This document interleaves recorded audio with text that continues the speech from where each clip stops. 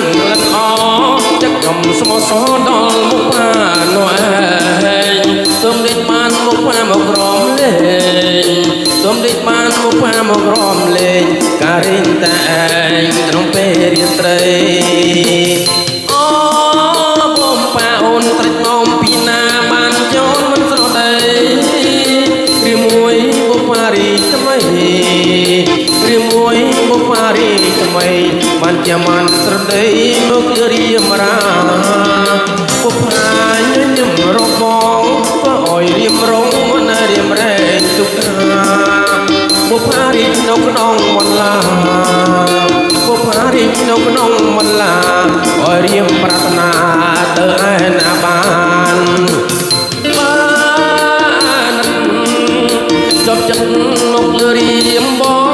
ងរៀមស៊ូលើកនាំនួនឡងរៀមស៊ូលើកនាំនួនឡងលោត្រារៀមបងបាត់បង់សង្ខា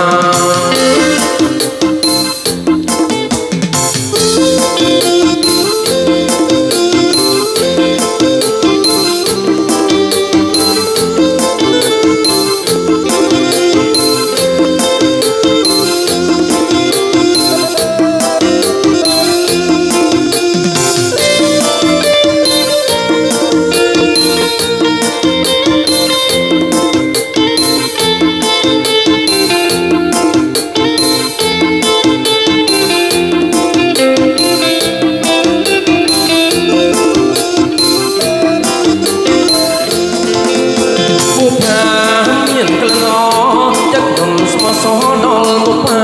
នោះឯងទុំដេកបានមុខផាមករំលេងទុំដេកបានមុខផាមករំលេងការរៀនតែឯងក្នុងពេលរាត្រីអូបងប៉ាអូនត្រិចមកពីណាបានចូលមិនស្រដីរីមួយបុព្វារីថ្មីរីមួយបុព្វារីថ្មី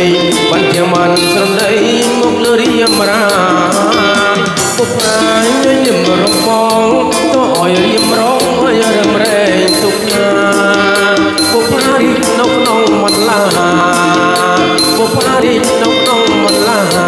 អោយរៀមប្រាថ្នាទៅឯណាបានចប់ចិត្តមករៀមបងរៀមស៊ូលើកនាំនួនឡងរៀមស៊ូលើកនាំនួនឡងលោត្រារៀមបងបាត់បង់សង្ខា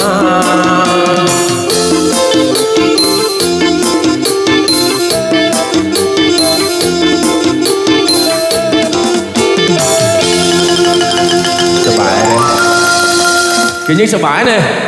បើសប្បាយ